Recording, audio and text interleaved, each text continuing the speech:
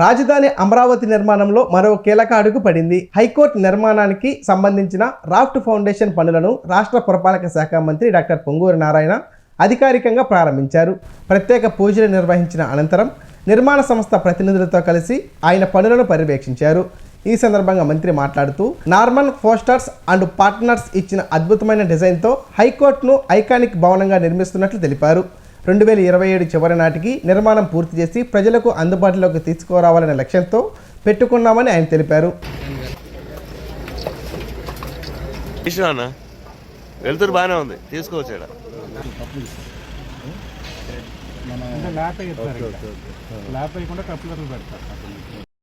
అమరావతి రాజధానిలో ఏదైతే ఈ ప్రభుత్వం తిరిగి వచ్చిన తర్వాత వర్క్స్ టేకప్ చేశారో ఈ వర్క్స్ అన్ని ఎంతో వేగవంతంగా జరుగుతున్నాయి.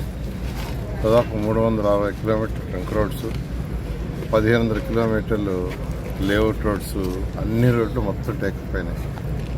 అనుకున్న ప్రకారం ట్రంక్ రోడ్స్, లేఅవుట్స్ రోడ్స్ రెండు పూర్తవడం జరుగుతుంది.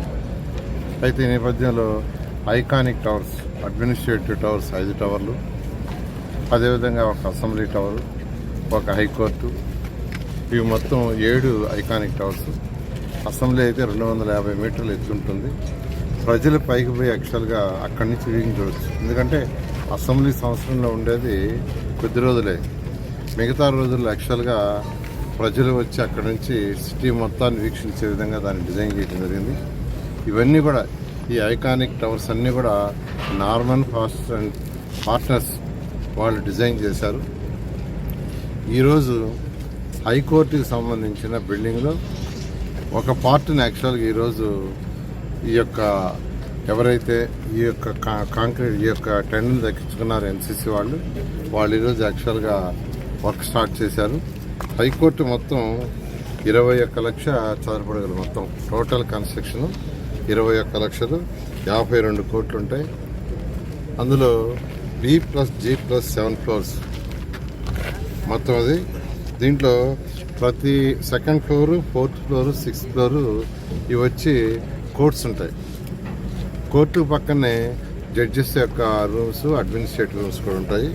అదేవిధంగా 8th ఫ్లోర్లోకి వచ్చే లోపల CJ hall, community halls 8th ఫ్లోర్లో ఉంటాయి. మొత్తం 28 లిఫ్ట్లు యాక్చువల్ ఇక్కడ అరేంజ్ చేయడం జరిగింది. దీనికి 45,000 టన్నుల స్టీల్, 45,000 టన్నుల స్టీల్ని వాడుతున్నారు. 2.2 lakhs cubic metres of concrete వాడుతున్నారు. గ్రౌండ్ ఫ్లోర్ ప్లేట్ వచ్చి 40,000 చదరపు అడుగులు. ఆ విధంగా ఫస్ట్ ఫ్లోర్, సెకండ్ ఫ్లోర్ ఉంటుంది. పైకి పోయే లోపల లాస్ట్ ఫ్లోర్కి వచ్చే లోపల అది 5,000 చదరపు అడుగులు ఉంది. ఇది ఒక ఐకానిక్ బిల్డింగ్. ఎందుకంటే గవర్నర్ ముఖ్యమంత్రి గారు ఒకటే చెప్పారు, ఈ ప్రాజెక్ట్ టేకప్ చేసినప్పుడు ఇది ప్రపంచంలో ఉన్న టాప్ 5లో ఒకటి కావాలని ఆ రోజు ఒక దిశానిర్దేశం ఇవ్వటం. ఆ నేపథ్యంలోనే ప్రపంచంలో ఉన్న టాప్ 5లో నార్మన్ ఫోస్టర్స్ అండ్ పార్ట్నర్స్ ఒకరు, వాళ్ళ ద్వారా డిజైన్ చేయించాం. అయితే అనుకోకుండా గత ప్రభుత్వం పోవటం, ప్రభుత్వాలు మారిన తర్వాత గత ప్రభుత్వం 3 ముక్కలు ఆటాడి అమరావతి రాజధాని నిర్మాణం చేయటం వల్ల ఈ వర్క్స్ అన్ని ఆగిపోయినాయి. అయితే మళ్ళా ప్రభుత్వం వచ్చిన తర్వాత మళ్ళా గవర్నర్ ముఖ్యమంత్రి గారు వర్క్ టేకప్ చేయమంటే వర్క్ టేకప్ చేసేదానికి అనేక హర్డిల్స్ ఉన్నాయి. ఆ హర్డిల్స్ అన్నింటినీ ఓవర్కమ్ కావడానికి దాదాపు 8 నెలలు పట్టింది. ఎందుకంటే కాంట్రాక్టర్లు కానీ ఎప్పుడైతే కాంట్రాక్టర్స్ 2014-19 తర్వాత వర్క్ ఆపినప్పుడు వాళ్ళది క్లోజ్ చేసిన ఇబ్బంది లేదు కాదు, వాళ్ళది క్లోజ్ చేయలేదు, వాళ్ళకి డబ్బులు ఇవ్వలేదు, ఏమీ లేదు. అంతేకాకుండా వాళ్ళ మెటీరియల్ ఉంటే కొంత థెఫ్ట్ జరిగినాయి.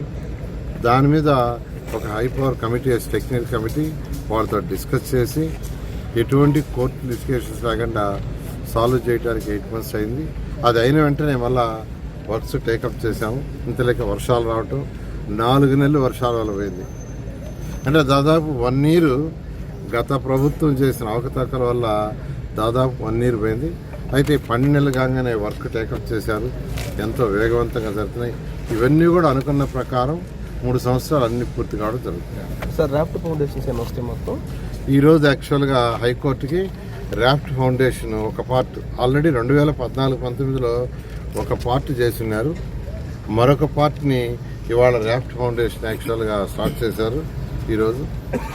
ఈ యొక్క ఏదైతే కన్స్ట్రక్షన్ ఉందో ఇది 2027 ఎండ్కి అయిపోయే విధంగా దీన్ని ప్లాన్ చేశారు.